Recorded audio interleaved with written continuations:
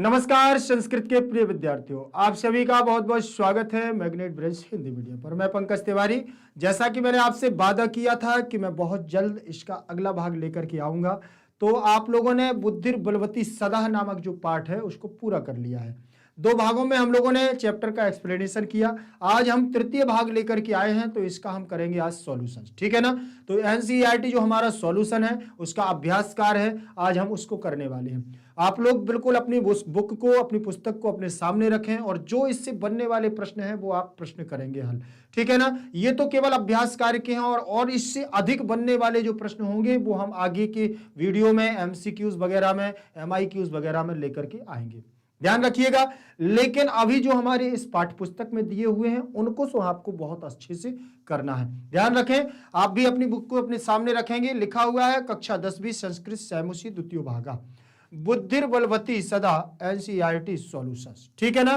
बेटा एक बात ध्यान रख लेना कि हम जब पाठ का अभ्यास करते हैं तो हमारा जितना भी पाठ का अभ्यास होता है सब हम कहां से लेकर के आते हैं? पाठ से। तो पाठ का जो हमारा पहला पार्ट, दूसरा पार्ट होता है, तीसरा पार्ट होता है, अर्थात जिसे हम चैप्टर का एक्सप्लेनेशन कहते हैं। भाग 1, भाग 2, भाग 3, भाग 4, ऐसे जितने भी एक पाठ में बड़ा पाठ होता है तो 3-4 भाग बन जाते हैं, 5 भाग हो जाते हैं। लेकिन छोटा भाग होता है तो 1 या 2 भाग में हम उसको रखते हैं, ठीक। तो एक बात ध्यान रखना कि पाठ को आप ये ना समझें कि केवल एनसीईआरटी सॉल्यूशन हमने कर लिया तो हम फ्री हो गए।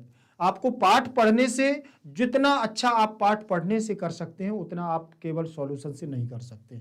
अगर नंबर की स्कोरिंग करना है परीक्षा में तो आपको पाठ ही पढ़ना पड़ेगा, जिसे हम डिटेल कहते हैं। डिटेल से पढ़ने से हमेशा कभी भूलता भी नहीं है और हमारे माइंड में वो कहानी पूरी सेट हो जाती है। इसीलिए जब भी आप एनसीईआरटी सॉल्यूशंस करो, अभ्यास कार्य को करो, उससे पहले उसका पाठ पूरा पढ़ लिया करो, ध्यान रख लेना।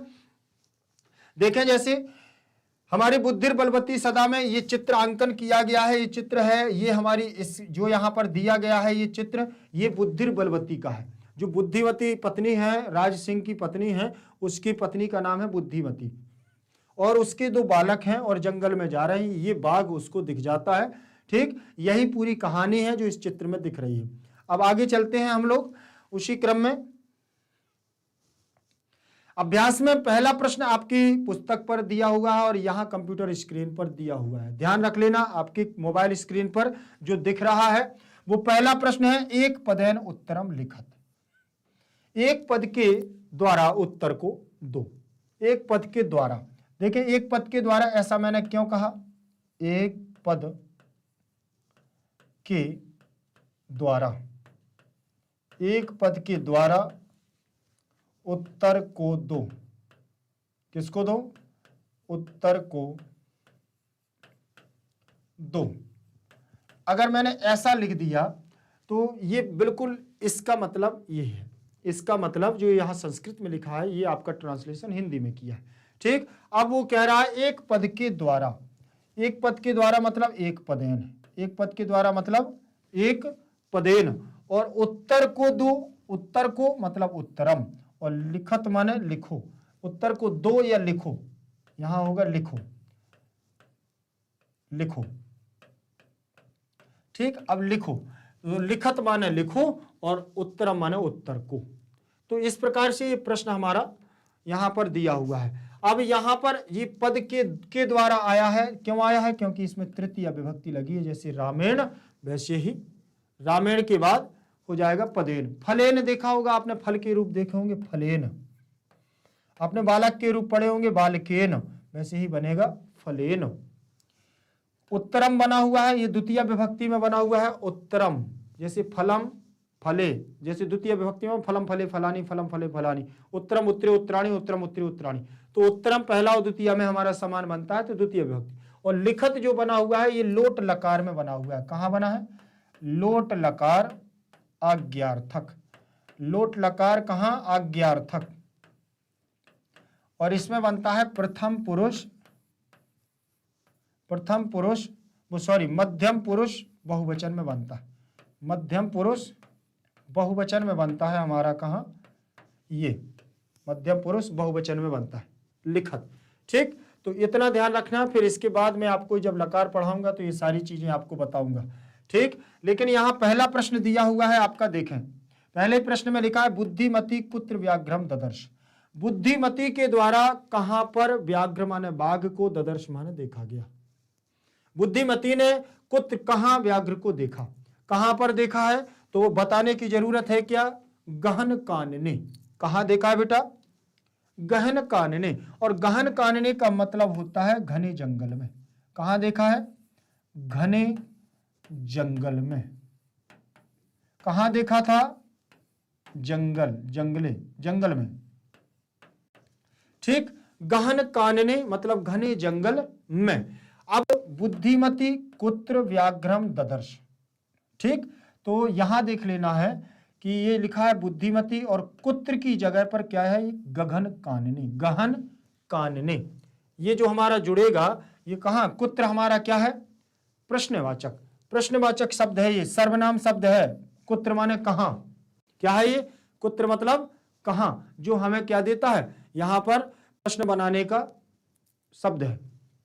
गहन काननी दूसरा दिया हुआ है, इसमें देखें गहन काननी में सप्तमी का एक वचन लगा है। क्या लगा है? सप्तमी विभक्ति, जैसे रामे वैसे गहन काननी। फिर दिया हुआ है भामिनी कया विमुक्ता। भामिनी कया किसके द्वारा मुक्त हुई? किसके द्वारा? कया। कहा कैन। देखिए कहा क्या बनेगा? कया कहां बनता है? कहा कम कैन। कहा कम कैन कया तृतीया किसके द्वारा? मुक्ता माने मुक्त होती है। किसके द्वारा बताइए? भय के द्वारा। भय से मुक्त होती है। किससे मुक्त होती है? तो अपनी बुद्धि के द्वारा भय से मुक्त होती है। भामिनी कया माने किसके द्वारा? विमुक्ता माने मुक्त होती है। किससे? भय से। तो किसके द्वारा मुक्त होती है? अपनी बल बुद्धि। किसके द्वारा? निज बुद्धिया। किसके द्वारा होगी बेटा? निज बुद्धिया। अब यहां निज बुद्धिया आया, यहां आया है ये तृतीय विभक्ति। कहां? कहा। मैं आपको पहले ये दिखा दूं कि यहां जो हम किम के रूप देखेंगे वही इसमें मिलेंगे। किम। कहा कम केन। कहा कम केन कया। कहा कम केन कस्मई कस्मात कश्यो कस्मिन कस्मिन। ठीक है, अब यहां पर देखें जब स्त्रीवाची आएगा तो का काम कया। ठीक, कया कई ही इसमें आ जाएगा। कस्मात यहां बनेगा, फिर यहां बनेगा हमारा कस्मात कश्या। कश्या ऐसे बनेगा कश्या कश्या। ठीक, ध्यान रख लेना। या फिर यहां बने हमारा कया कयोह। ठीक, ऐसे बन जाएगा हमारा। ध्यान रख लेना इस बात को कि ऐसे हमारे बनेंगे। अब यहां लिखा है तृतीय विभक्ति, देखो कया बना है ना। कहा कम कैन का काम कया, तो कया तृतीय विभक्ति लगी है, तो यहां हो गया निज बुद्धिया। इसमें भी बुद्धि के रूप चलेंगे कैसे? नदी के समान। नदी नदीम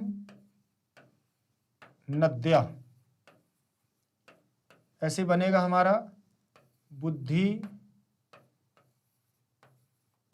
बुद्धिम बुद्धि बुद्धिम बुद्धि बुद्धिम बुद्धिया बनेगा बुद्धिया बुद्धिया, ऐसे बन जाएगा। ये बन गया तृतीय विभक्ति में। ठीक, तो यहां हमारा कया के स्थान पर क्या जोड़ा जाएगा? कया के स्थान पर बुद्धिया। ध्यान रखना इस बात को।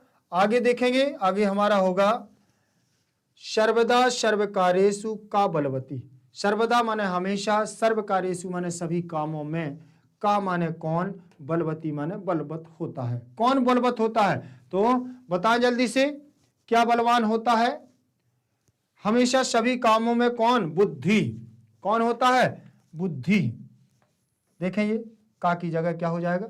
बुद्धि। बुद्धि ही सर्वदा माने हमेशा, सर्वकार्येषु में सप्तमी विभक्ति लगी हुई है। सप्तमी विभक्ति का एक वचन लगा है। क्या लगा है यहाँ? सप्तमी विभक्ति का एक वचन। हमेशा सभी कार्यों में, इसीलिए यहाँ कार्यों में का माने कौन, बलवती माने बलवान होता है। तो बुद्धि, हमेशा सभी कार्यों में बुद्धि बलवान होती है।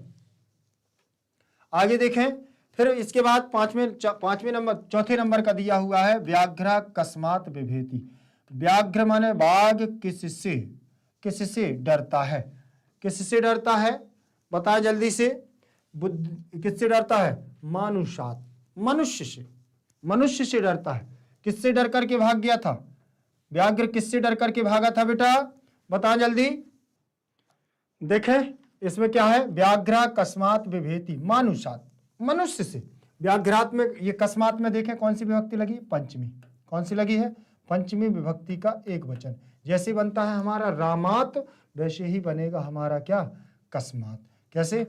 कह, कम, केन, कस्मई, कस्मात। कह, कम, केन, कस्मई, कस्मात। बनेगा कि नहीं बनेगा? कह, कम, केन, कस्मई, कस्मात, ऐसे बन जाएगा हमारा क्या? कस्मात। विभेति में भी धातु रहेगी, व्याघ्रा में प्रथमा विभक्ति और मानुषात में पंचमी। यहाँ पंचमी और यहाँ पंचमी विभक्ति लग जाएगी। ठीक है बेटा, ध्यान रखना इस बात का। फिर दिया हुआ है प्रत्युत्पन्नमति बुद्धि किम आक्षिपन्ति उवाच। प्रत्युत्पन्नमति बुद्धि अर्थात उससे उत्पन्न मति माने बुद्धि, तत्काल उसने प्रभाव में डाली, और बुद्धि से किम माने क्या, आक्षिपन्ति उवाच, और आक्षेप लगाते हुए क्या बोली। आक्षेप लगाते हुए उसने क्या बात की और किस पर आक्षेप लगाया? किसके ऊपर उसने आक्षेप लगाया था? जम्बुकम, सिंहार के ऊपर उसने उंगली उठाई और बोली कि तुमने मुझे क्या है, पहले 3 शेर दिए थे, अब तुम लेकर के कितने आए हो? 1 शेर लेकर के आए हो, इसीलिए तुम ये बताओ कि तुमने कितने शेर दिए हैं। देखें प्रत्युत्पन्नमति बुद्धि, किम की जगह क्या हो जाएगा बेटा? जम्बुकम। क्या हो जाएगा? जम्बुकम। किम की जगह क्या हो जाएगा? जम्बुकम। आगे देखें, अगला हमारा दूसरे नंबर का प्रश्न होगा। दूसरे नंबर के प्रश्न में है अधोलिखिता नाम। क्या लिखा है? अधो। अधो माने अधा माने नीचे, और लिखिता नाम माने लिखे। नीचे लिखे हुए, प्रश्न नाम माने प्रश्नों को, नीचे लिखे हुए प्रश्नों को उत्तराणी माने उत्तर, संस्कृत भाषया माने संस्कृत भाषा के द्वारा, लिखत माने लिखो। अधोलिखिता नाम, नीचे लिखे हुए प्रश्नों को, नीचे लिखे हुए प्रश्नों के उत्तराणी माने उत्तर, संस्कृत भाषया लिखत, संस्कृत भाषा में लिखो। नीचे लिखे हुए प्रश्नों के उत्तरों को क्या करना है? संस्कृत भाषा में लिखना है। बुद्धिमती केन उपेता पितृगृहम प्रतिचलिता। बुद्धिमती किसके द्वारा, किसके साथ पितृगृहम प्रतिचलिता, किसके साथ? द्वयोपेता। किसके पास बेटा? किसके बाद? देखें, बुद्धिमती पुत्रद्वयोपेता, पुत्रद्वयपेता। देखें, बुद्धिमती पुत्रद्वयपेता पितृगृहम प्रतिचलिता। बुद्धिमती पुत्र, 2 पुत्रों के, उपेता माने साथ में, पुत्रगृह माने पिता के घर में, प्रतिचलिता माने साथ में जाती है। ठीक, तो यहां पर उसने ये पूछा है बुद्धिमती कौन थी? राज सिंह की पत्नी, और केन माने किसके, और उपेता माने साथ में, क्या है, और पितृगृह माने पिता घर, पिता के घर को, प्रतिचलिता माने जाती है। अचानक उसका कार्य आ जाता है तो वो चल देती है और अब दोनों पुत्रों को ले लेती है। फिर देखिए यहाँ केन की जगह क्या है? पुत्रद्वय जोड़ दिया है। कौन? ऐसे पुत्रद्वय, इतना बस जोड़ा है, ध्यान रख लेना। फिर उपेता पीछे लगा हुआ है, उपेता दिया है ना, ये लिखा उपेता। तो आ, इसका आ और इसका उ दोनों मिलकर के ओ बन गए हैं, तो यहाँ गुण संधि हो गई है। कौन सी संधि हो गई बेटा? गुण संधि। गुण संधि हो गई है यहाँ, इसलिए यहाँ ओ की मात्रा लग गई है और पेता है इसमें जुड़ गया है, ऐसे बन गया है। देखो ऐसे, तो यहाँ पर पुत्र द्वयोपेता लिखा है ना, इस प्रकार से।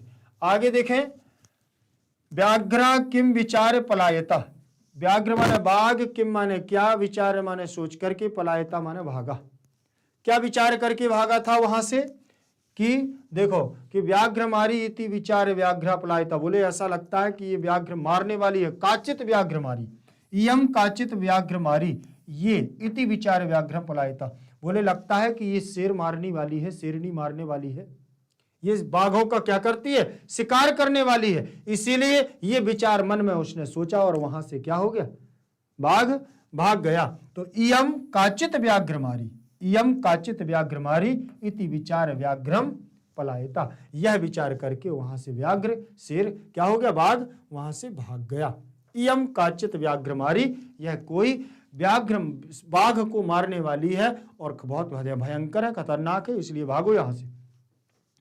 लोके महतो भयात कह मुच्यते, संसार में महान डर से, बड़े से बड़े डर से, कहा माने कैसे, मुच्यते माने मुक्ति पाई जाती है, बड़े से बड़े डर से कैसे, किसके कारण, किससे, बुद्धि से, किससे, बुद्धिमान उच्यते, कौन ऐसे लोग हैं संसार में, कौन है जो भय से क्या होते हैं, कहा मुच्यते कैसे मुक्त होते हैं, तो लोके महतो भयात बुद्धिमान मुच्यते, कौन, बुद्धिमान मुच्यते, जो बुद्धिमान व्यक्ति होता है, जिसके पास दिमाग होता है, जो अपनी सातिर बुद्धि का प्रयोग करता है, वो संसार के कितने बड़े से बड़े कष्ट से भी क्या हो सकता है, निजात पा सकता है, मुक्ति पा सकता है। और यहीं पर भी कह के स्थान पर क्या जोड़ा गया है, बुद्धिमान। आप लोग भी जब प्रश्न याद करोगे तो ये ध्यान दिया जाता है, जैसे यहाँ कैन की जगह पर पुत्र द्वय जोड़ा गया है, ठीक, और यहाँ व्याघ्र किम की जगह केवल इतना बस जोड़ा गया है, ठीक, इतना, इयम काचित व्याघ्र मारी, फिर यहाँ पर भया कह की जगह पर बुद्धिमान जोड़ा गया है। तो इस प्रकार से आप लोग याद करेंगे कि इसके स्थान पर क्या जोड़ना है, तो ये जल्दी याद हो जाते हैं। और साथ में थोड़ा सा आप लोगों को परेशानी जाती होगी, नहीं तो कहानी समझ में आ जाए तो फिर कुछ भी कठिन नहीं है। जम्बुकः किम वदन, जम्बुकः किम वदन व्याघ्रस्य उपहासम करोति, जम्बुका माने सियार, किम माने क्या, वदन माने बोल करके, व्याघ्रस्य माने बाघ का, उपहासम माने हंसता है और करता, उपहास करता है, अर्थात सियार क्या बोल करके बाघ का वो करता है, उपहास करता है, मजा लेता है, हंसी उड़ाता है। जैसे हम लोग नहीं, अपन लोग किसी से मजाक करना है, किसी की मजे लेना है तो मजे लेते हैं अपन लोग, ठीक है ना, तो वो भी मजे ले रहा था शेर की, क्या बोलता है, भवान कुता भयात पलायिता, भवान कुता भयात पलायिता, अरे श्रीमान, अरे श्रीमान जी आप कहां भागे जा रहे हो डर से, ऐसे डर के कारण आप कहां से भागे आ रहे हो, इति बदन जम्बुकः व्याघ्रस्य उपहासम करोति, देखें पूरा आ गया है, जम्बुकः इति बदन व्याघ्रस्य उपहासम करोति, भवान कुता भयात पलायिता, किम की जगह पर आप इसको जोड़ देना, जम्बुका भवान कुता भयात पलायितः बदनम, बदन व्याघ्रस्य उपहासम करोति, अगर आप इसको ऐसे इन्वर्टेड कॉमा में नहीं लिखोगे तो भी चलेगा, जम्बुक और किम की जगह पर भवान कुता भयात पलायिता ये जोड़ देना, फिर लिख देना बदन व्याघ्रस्य उपहासम करोति, ऐसा लिख देना, कोई दिक्कत नहीं, बिल्कुल सही हो जाएगा, ठीक। फिर देखें भवान, अब यहां देखें व्याघ्रस्य में यहां षष्ठी विभक्ति लगी हुई है, उपहासम दूसरी, और करोति कुरुतः कुर्वन्ति, ऐसे बनेगा रूप, ठीक है ना, व्याघ्रस्य में यहाँ षष्ठी, यहाँ वही चीज है, ठीक। भयात में पंचमी विभक्ति लगी हुई, भयात में पंचमी विभक्ति, ठीक है। आगे मैं इन पे ज्यादा इसलिए चर्चा नहीं कर रहा हूं क्योंकि ये सारी चीजें मैं आपको उसमें पाठ में बता चुका हूं जब एक चैप्टर का एक्सप्लेनेशन किया था। बुद्धिमती श्रृगालम किम उक्तवती, बुद्धिमती जो सियार को क्या बोलती है या क्या कहती है, सियार को देख करके क्या बोलती है, तो बताओ क्या बोलती है कि मुझे पहले तुमने 3 शेर दे चुके हो लेकिन अब तुम 1 लाए हो, ऐसा बोला था कुछ, वही है, ठीक। तो किम के स्थान पर क्या जोड़ेंगे, देख लो क्या बोला था उसने, बुद्धिमती श्रृगालम उक्तवती, बुद्धिमती ने सियार से बोला या सियार से कहा, त्वया मह्यम पुरा व्याघ्रस्त्रयम दत्तम, तुम्हारे द्वारा मुझे पूरा पहले व्याघ्र 3 व्याघ दे दिए गए, विश्वासस्य आज, विश्वास से आज एकम आनीयम कथम यासी इति अधुना बद, ठीक, आज केवल तुम 1 ही लाए हो, कैसे, ऐसे कैसे होगा आज, अभी इसी समय बोलो, अभी बताओ ऐसे कैसे चलेगा, जब तुम मुझे पहले 3 दे चुके हो और अब आज 1 ही लाए हो, ऐसे काम नहीं चलेगा, जल्दी से बोले लाओ, बोले ऐसे काम नहीं चलेगा, आपको क्या है, जल्दी से लाना पड़ेगा। जब ऐसे दौड़ते हुए खींचते हुए आए तो शेर भागा, बाघ शेर भागा। देखें अधुना माने इसी समय, बद माने बोला, आनी में नी धातु है, लाने के लिए, पहले नहीं लाए हो आज एक ही लाए हो, विश्वासस्य में षष्ठी विभक्ति, और देखें त्वया में तृतीय विभक्ति, त्वया मह्यम में चतुर्थी विभक्ति लगी हुई है, ध्यान रखना। ठीक है बेटा। प्रश्न नंबर तीसरा अब हमारा आया है। प्रश्न क्रमांक तीसरे में क्या दिया हुआ है? स्थूल पदम आधृत्य, स्थूल पदम आधृत्य प्रश्न निर्माणम कुरुतः।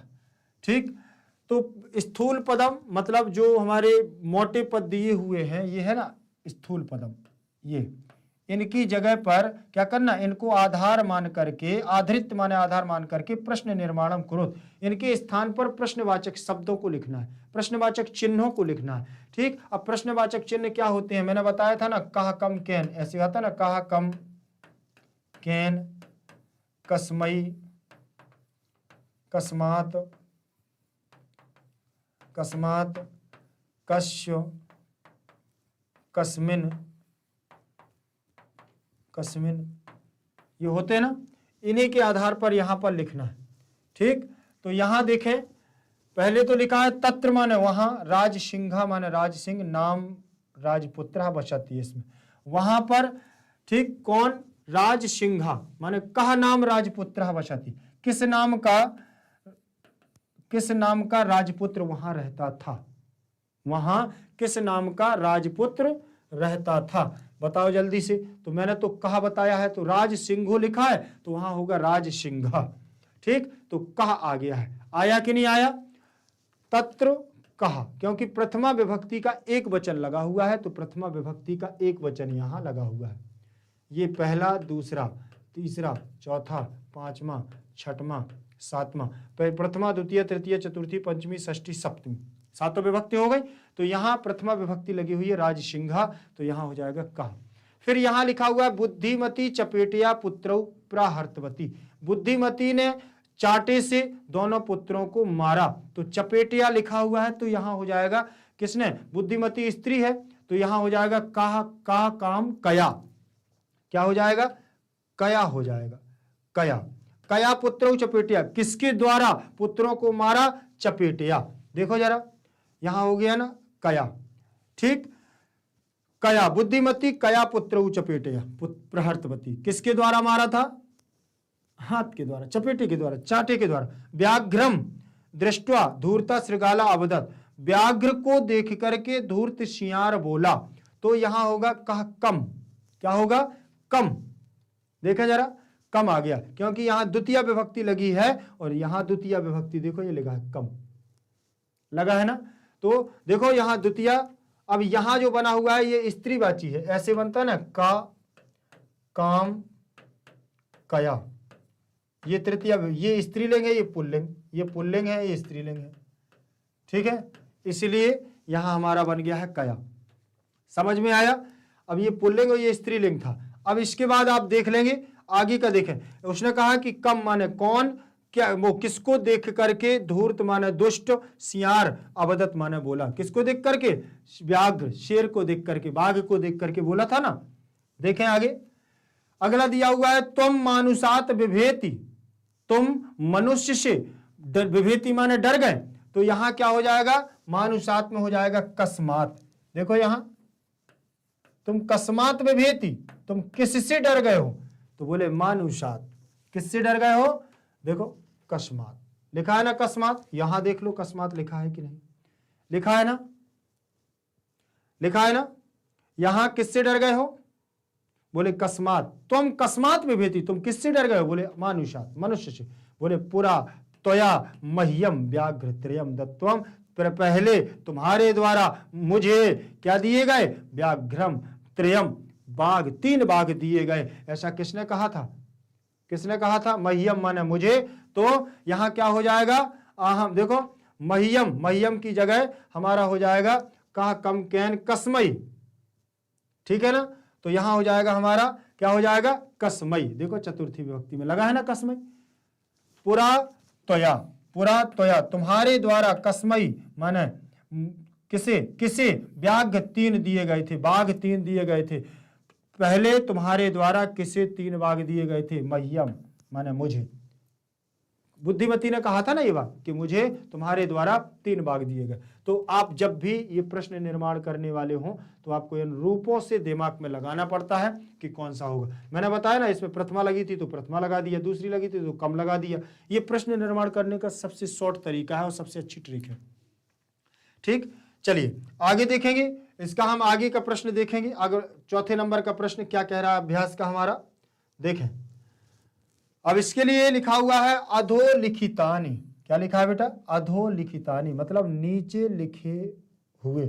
नीचे लिखे हुए वाक्यानि माने वाक्यों को घटनाक्रमानुसारेण योजयत मतलब घटनाक्रम के आधार पर लिखना है। कैसा घटनाक्रम? जो पहले काम हुआ है उसको पहले क्रम में लिखना है, जो बाद में काम हुआ है उसको बाद में लिखना है।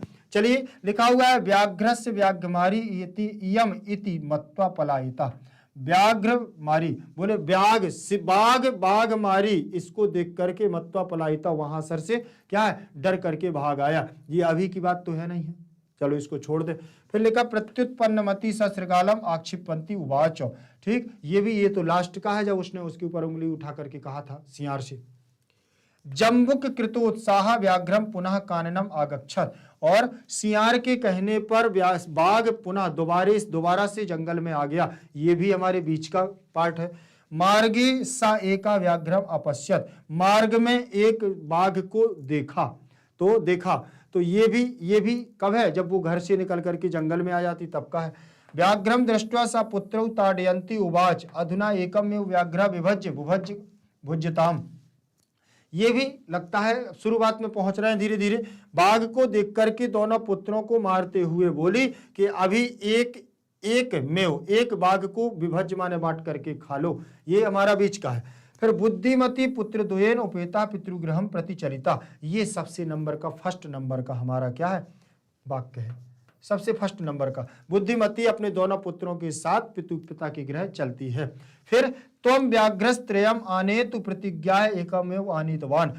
तुम 3 बाघों को लाए थे, तुमने 3 बाघों को दिया है और प्रतिज्ञा के लिए एकमेव आनीतवान, तुमने प्रतिज्ञा की थी कि हम 3 बाघ लाएंगे, लेकिन तुम प्रतिज्ञा पूरी करने के लिए 1 बाघ ही लाए हो। ठीक, ये भी बात का है। गलवद्य श्रृगाल का व्याघ्र पुनः पलायिता, ये भी बात का है।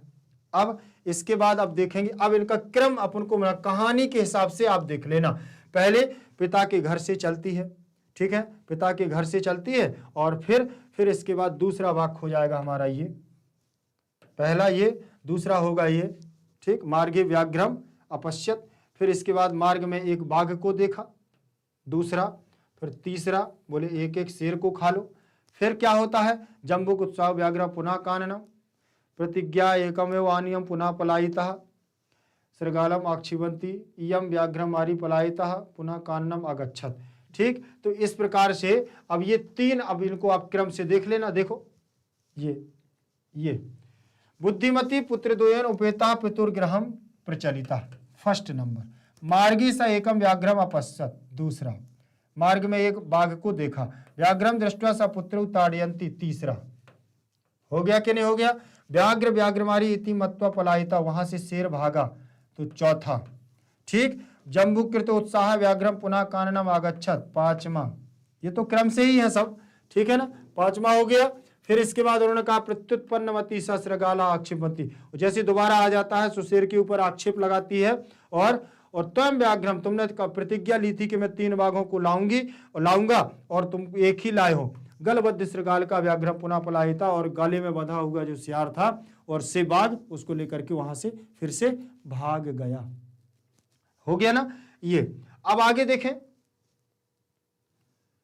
प्रश्न क्रमांक 5वां, इसमें दी हुई है संधि और संधि विच्छेदम वा कुरुत। संधि दी हुई है और संधि के कुछ विच्छेद पद दिए हुए, उनका विच्छेद करना है। देखें, इसमें लिखा हुआ है पितुर्गृहम, तो पितुः क्या हो जाएगा?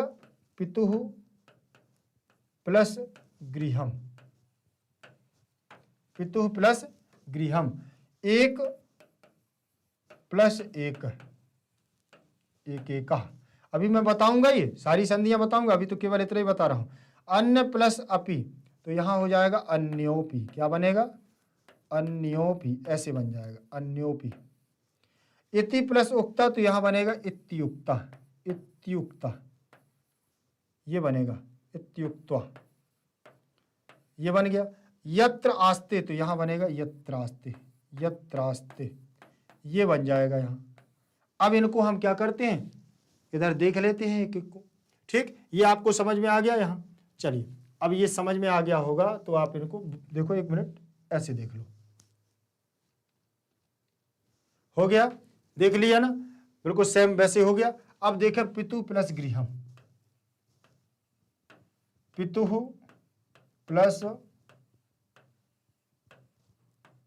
गृहम, पितुः प्लस गृहम दिया है। विसर्ग के स्थान पर क्या होगा, सबसे पहले रा, पहले क्या होगा, विसर्जनीय से सह सूत्र से सा हो जाएगा, विसर्जनीयश, क्या लिखा है, विसर्जनीयश, विसर्जनीय से सह सूत्र से हमारा क्या हो जाएगा बेटा, यहां पर सा हो जाएगा। और गृहम, गृहम, और फिर यहां पर सस जो सो रू से रू हो जाएगा, रू, तो यहां हमारा रू हो जाएगा, सा के स्थान पर रू। अभी केवल आप इतना जाने, विसर्ग के स्थान पर सा के स्थान पर रू होता है। ठीक, फिर मैं आपको इसकी प्रोसेस बताऊंगा। बहुत थोड़ा सा सूत्र है, तो इसलिए मैं चाहता हूं कि सूत्र वगैरह से ज्यादा उलझन में न डालूं, आप सीधे सीधे बना लो। ठीक, तो पितुर, तो यहां रा आ जाएगा, ऊ में से ऊ निकल जाएगा, इसमें से रा में से ऊ निकल जाएगा, अब गृह आ जाएगा, गृहम। ठीक, क्या आ गया बेटा, गृहम। अब ये रा चला जाएगा हमारा गा के ऊपर, क्यों, क्योंकि आधा रा हमारा बीच में नहीं रह सकता। अगर स्वर होता तो हम इसको क्या है, पूरा कर देते, या कोई ऐसा वर्ण होता जो उसको ले सकता था, लेकिन नहीं ले रहा है, तो कहाँ जाएगा, वर्ण से पहले अगर आधा रा है तो वो ऊर्ध्वगमन होता। तो पितुर गृहम, तो ये बन गया हमारा पितुर गृहम। देखें आप, सेम मिला लें, पितुर गृहम बना है ना बेटा, बन गया। तो इसमें हमारी संधि कौन सी होगी, विसर्ग संधि। कौन सी संधि होगी, इसमें हमारी होगी विसर्ग संधि। आप ऐसे लिख लेना, नोट भी कर लेना, इसमें होगी विसर्ग संधि। ठीक, आगे हम देखें, अब अगला आगे रहेगा हमारा कौन सा, आगे का रहेगा हमारा एकैका। क्या रहेगा, ये लिखा हुआ है एकैका। ठीक है, इसमें दिया हुआ है एकैका, एक धन एका, क्या लिखा है, एक प्लस एका दिया हुआ है ना बेटा, एक प्लस एका दिया हुआ है। ठीक, तो यहां पर दिया है आ, और आ के बाद ए दिया है ना, आ और आ के बाद ए, तो आ के बाद ए आता है तो आई बनता है, क्या बनता है, आई बनता है। आ के बाद ए आता है तो आई बनता है, लेकिन किस में बनता है, ये वृद्धि संधि में बनता है। किस में बनता है बेटा, वृद्धि संधि में बनता है, वृद्धि संधि में बनता है। और वृद्धि संधि का नियम कैसे बनता है, देखो, छोटा आ या बड़ा आ, दो में से कोई भी हो, और यहाँ ए आ जाए या आई आ जाए, तो हमेशा क्या बनता है, आई बनता है। फिर यहाँ छोटा आ या बड़ा आ जाए, और उसके बाद ओ आ जाए या औ आ जाए, तो क्या बनता है, औ बनता है। क्या बनता है, औ बनता है। ये वृद्धि संधि का नियम है। तो यहाँ पर आ के बाद ए आ गया, देखो यहाँ आ के बाद ए आ गया, तो क्या बन जाएगा, आई, और आई की मात्रा होती है 2, तो यहाँ पर हो जाएगा 1, और इसकी मात्रा हो जाएंगी 2, और का जुड़ जाएगा यहाँ, एकैका। बन गया कि नहीं बन गया, एकैका। ठीक है, चलिए आगे देखेंगे। वृद्धि संधि हो गई। दूसरे नंबर में आप बेटा लिख सकते हो वृद्धि संधि। दूसरे नंबर में हम क्या लिखेंगे, यहाँ वृद्धि संधि, पहले में विसर्ग संधि। फिर तीसरा नंबर देखेंगे, अन्य, अन्योपि, अन्यः धन अपि, क्या लिखा है, अन्यः, अन्यः प्लस अपि। ध्यान से बेटा देखते जाइएगा आप। देखिए, अन्यः धन अपि, विसर्ग के स्थान पर होगा उ, विसर्ग के स्थान पर सबसे पहले क्या होगा, उ, और फिर होगा अपि। इतना देख लेना है। अभी तो मैं आपको शॉर्टकट भी बता रहा हूं। यहां देखो, आ का या का आ और उ का उ, तो आ और उ मिलकर के ओ बना लेता है। तो आप सीधे यहां लिख सकते हो कि विसर्ग के स्थान पर ओ हो जाता है। क्या हो जाता है, ओ, और पीछे वाला आ करके क्या हो जाता है, इसमें मिलता है ऐसे, अवग्रह के रूप में, और ये बन जाता है हमारा क्या, अन्योपी। क्या बनता है, अन्योपी। बन गया ना अन्योपी। ठीक, इसमें संधि होगी विसर्ग संधि। कौन सी संधि होगी इसमें, विसर्ग संधि। इसमें विसर्ग संधि होगी बेटा, ध्यान रख लेना। चले आगे हमारा अगला होगा इत्युक्ता। इति प्लस उक्ता दिया हुआ है। क्या दिया है बेटा, इति प्लस उक्ता। इति प्लस उक्ता, उक्त्वा, ये दिया हुआ है। ठीक, इति प्लस उक्त्वा दिया हुआ है। अब इसमें हम करेंगे ई और ता में से क्या निकाल लेंगे, ई। ता में से ई को निकाल लेंगे और उक्त्वा हमारा ऐसे बन जाएगा। ये मैंने आपको जब पाठ पढ़ाया है, एक्सप्लेनेशन किया है, उसमें सारी चीज़ें एक एक चीज़ें मैंने बताई हैं आपको, ध्यान रख लेना। अब बस थोड़ा सा दिमाग आपको लगाना है कि इसमें क्या है। देखो ये दिया हुआ है हमारा ई, ता और या और उक्त्वा। ठीक, यहाँ पर मुझे मालूम था कि ये आपके एक्सरसाइज में भी हैं, लेकिन मैंने आपको उसमें एक्सप्लेनेशन में क्यों बनाया, क्योंकि आप एक्सरसाइज स्वयं कर सको, समझ लेना। इसीलिए पाठ पढ़ना बहुत जरूरी है। और पूरी एक्सरसाइज पूरी तैयार हो जाती है पाठ पढ़ते पढ़ते, ध्यान रखना। इसीलिए इति प्लस या, यहाँ पर हमारी कौन सी संधि है, आपको अगर पढ़ा होगा तो पता चल गया होगा, यण संधि होगी बेटा। कौन सी होगी, यण संधि। तो यहाँ ई के स्थान पर या होगा। देखो यण संधि का नियम ये है, ई के स्थान पर या, उ के स्थान पर वा, ऋषि के स्थान पर रा और लिरी के स्थान पर बेटा ला। ध्यान रखना ये होता है। तो यहाँ ई के स्थान पर या हो गया। अब इनको जब मिलाएंगे तो ई आधा ता और या भी हमारा आधा है, लेकिन पीछे ऊ है तो ऊ इसमें जुड़ जाएगा और ये हो जाएगा उक्त्वा। इत्युक्त्वा लिखा है ना, इत्युक्त्वा, ये लिखा हुआ है इत्युक्त्वा, इत्युक्ता हो गया। फिर लिखा है यत्रास्ते। यत्रास्ते, यत्रास्ते देख लेंगे। इसमें बेटा यण संधि मिल गई आपको इत्युक्ता में। अब इसमें यत्र प्लस आस्ते, इसको और देख लें, यत्र प्लस आस्ते। यत्र प्लस आस्ते, इसका आ ले लिया और इसका आ ले लिया, दोनों को मिलाया, बड़ा आ बना दिया। बन गया ना, बन गया बड़ा आ। चलो देखते हैं। अब यत्र में क्या जुड़ जाएगा, बड़ा आ जुड़ जाएगा और यहां पर हमारा क्या बचा था, आधा सा और ते बचा था। अब इसको आ को मिलाएंगे त्रा में तो ये बनेगा यत्रा, बन गया आधा शा और ते। क्या बन गया है बेटा, यत्रास्ते। लेकिन कहां से बन गया है, दीर्घ संधि से। किसमें बना बेटा, दीर्घ संधि। दीर्घ संधि में ये बना और दीर्घ संधि के द्वारा ही इसको पूरा किया गया। किसके द्वारा, दीर्घ संधि के द्वारा। क्यों, दीर्घ संधि कहती है कि आमने सामने छोटा आ या बड़ा आ अगर आमने सामने आ जाए तो क्या बनता है, बोले बड़ा आ बन जाता है। और अगर छोटी ई या बड़ी ई या छोटी ई या बड़ी ई आमने सामने हो जाए तो हमेशा क्या बनता है, बोले बड़ी ई बनती है। इसी प्रकार से छोटा ऊ या बड़ा ऊ आमने सामने आ जाए तो बड़ा ऊ बनता है।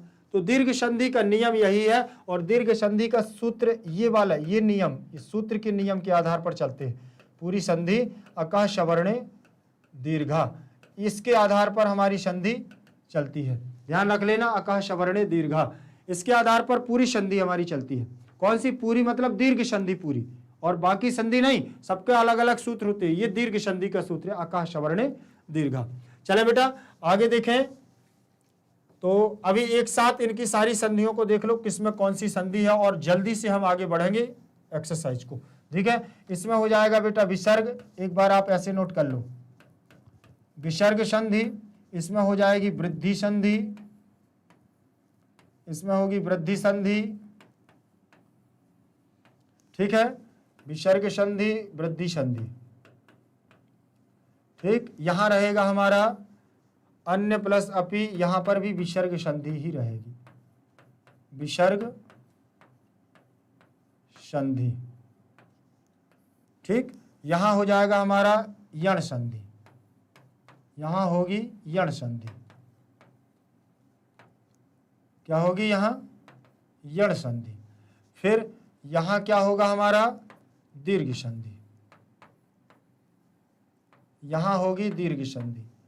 ठीक है बेटा, ये इस प्रकार से ये हमारी संधि हो जाएगी। संधि तो हो गई आपकी यहाँ फिनिश। मैंने ज़्यादा नहीं इस पे समय लिया, क्योंकि मैं केवल जितना जरूरत का है उतना पढ़ा रहा हूँ, नहीं तो बाकी सूत्रों में ज़्यादा उलझन हो जाएगी, सूत्रों में ज़्यादा नहीं चलना। इसके बाद अब दिया हुआ है हमारा, देखिए, अधोलिखिता नाम पदानाम अर्थम कोष्टकात चित्वा लिखत। नीचे लिखे हुए पदों का जो अधोलिखित, अधो माने नीचे, अधा माने बेटा क्या, नीचे, नीचे लिखे हुए जो हमारे पदानाम माने पद हैं, उन पदों के अर्थ को कोष्टक में से चुन करके बोले लिखो। कौन, ददर्श, दर्शितवान या दृष्टवान, दो में से कौन होगा। जगात माने आकथयत या आगच्छत। ठीक, जगात माने बोला या आकथयत होगा कि आगच्छत होगा। ठीक, अययौ, ययौ माने याचितवान या गतवान। ठीक है ना, देखना अब आपने पाठ पढ़ा होगा तो बनेगा। अत्तुम माने खादितुम या आविष्कर्तुम। ठीक, मुंच्यते माने मुक्तो भवति या मग्नो भवति। इक्षते माने पश्यति या इक्षति। अब देखो बिल्कुल साधारण है, बिल्कुल कोई दिक्कत नहीं। ददर्श माने उसने क्या किया था, देखा, देखा तो देखा गया कि देखा, दृष्टवान। जगाद माने बोली तो आकथयत, क्या गच्छत, गच्छ थोड़ी होगा, जगाद माने बोली तो आकथयत। ययौ तो क्या होगा, भागा, याचितवान था कि भागा, वहां से भागा, दोनों साथ में, श्रृगाल और वो दोनों ययौ। ठीक, तो इस प्रकार से हमारी ये रूप बनेंगे। देखें, ददर्श मतलब दृष्टवान, जगाद मतलब आकथयत, ययौ माने गतवान, अत्तुम माने खादितुम, मुच्यते माने मुक्तो भवति, इक्षते माने पश्यति। समझ गए ना। इस प्रकार से बिल्कुल अर्थ, केवल अर्थों को लिखना था, ध्यान रखें। इसके अर्थ लिख दूं क्या, ददर्श माने देखा, ददर्श माने देखा, आकथयत माने बोली, बोली या बोला। ठीक, ययौ माने दोनों गए, दोनों गए या पहुंचे। खादितुम माने खाने की इच्छा, खाने की इच्छा, खादितुम खाने के लिए लड़ रहे हो, खाने के लिए भी कह सकते हो, खाने के लिए, क्योंकि वो दोनों खाने के लिए लड़ रहे थे ना शेर को। मुच्यते माने मुक्तो भवति, मुक्त हो जाना या दूर हो जाना, मुक्त हो जाना, मुक्त होना। और पश्यति माने देखा। ठीक, पश्यति माने देखा, ददर्श माने देखा गया। ठीक, इस प्रकार से आगे चले, आगे देखेंगे। उसी क्रम में अगला हमारा होगा 7 नंबर का, पाठात चित्वा पर्याय पदम लिखत। पाठ से चुनकर, पाठात माने पंचमी विभक्ति लगी है, जैसे रामात, जैसे रामात होगा वैसे ही होगा पाठात, जैसे रामात वैसे बेटा होगा हमारा क्या, पाठात। तो पाठ से, चित्वा में ची धातु और कित्वा प्रत्यय, तो चित्वा बनता है चुनकर, और कित्वा प्रत्यय जुड़ने पर क्या होता है, करके का अर्थ निकल, चुनकर। तो पाठ से चुनकर पर्याय पद, मतलब एक समान अर्थ को देने वाले पर्याय पद, लिखत माने लिखो। अब ये लिखत जो बना हुआ है मध्यम पुरुष का बना हुआ है और बहुवचन का रूप बना हुआ है। कहाँ का, बोले लोट लकार का बना हुआ है। लोट लकार कहाँ का, बोले आज्ञार्थक का। किसका, आज्ञार्थक, आज्ञा देने वाला, आज्ञार्थक। समझ में आ रहा है ना बेटा। तो यहां पर्यायवाची शब्दों को लिखना है, और कहां से लिखना है, जब हम देखें पाठ, पाठ में से चुन करके उसकी कहानी से। तो वन के लिए, जंगल के लिए क्या आया हुआ है, कानन शब्द आया हुआ है। क्या आया है, कानन आया हुआ है, तो ये पर्यायवाची है जंगल के लिए। ठीक, श्रृंगार के लिए जम्बुक शब्द आया हुआ है। क्या आया है बेटा, जम्बुक, जम्बुकः। काननम यहां आ जाएगा जम्बुकः। शीघ्रम के लिए क्या आया हुआ है, शीघ्रम के लिए ययऊ आया हुआ है, पत्नी के लिए भार्या आया हुआ है, ठीक है ना, भार्या। गच्छति के लिए आया हुआ है हमारा जाने के लिए, गच्छ, आगच्छन, ठीक। वहां तो बहुत सारे आए हुए, गच्छति, आगच्छन भी आया, आकथयत भी आया, ऐसे शब्द आए हुए हैं। ऐसे देख लें, काननम, जम्बुका, सत्वरम, भार्या, यासी, ठीक है, यासी और यहाँ थोड़ा सत्वरम, इनको थोड़ा ध्यान रखना है। बाकी ये तो आपको तीनों समझ में आ गए होंगे, क्योंकि ये थोड़ा हट करके हैं, ये हट करके हैं, इसीलिए थोड़ा सा कठिन है। तो शीघ्रम के लिए सत्वरम, बोले जल्दी चलो, तो फिर जल्दी से चलो जहां पर वो मानुष है, जहां से आप शेर, बाघ, देवता, आप वहां से डर करके भागे हो, श्रृगाल ने कहा था, सियाल ने कहा था। यासी माने गच्छति, बोले यासी, गच्छति, तब जाते हैं। तो ये दोनों आपको, इनको हाईलाइट कर लो, अभी से हाईलाइट कर लो, तो आपको जल्दी से याद हो जाएंगे, ठीक। शीघ्रम सत्वरम, गच्छति यासी, पत्नी माने भार्या, श्रृगाल माने जम्बुका वनम, ये तो कहानी में याद हो गए होंगे, ठीक।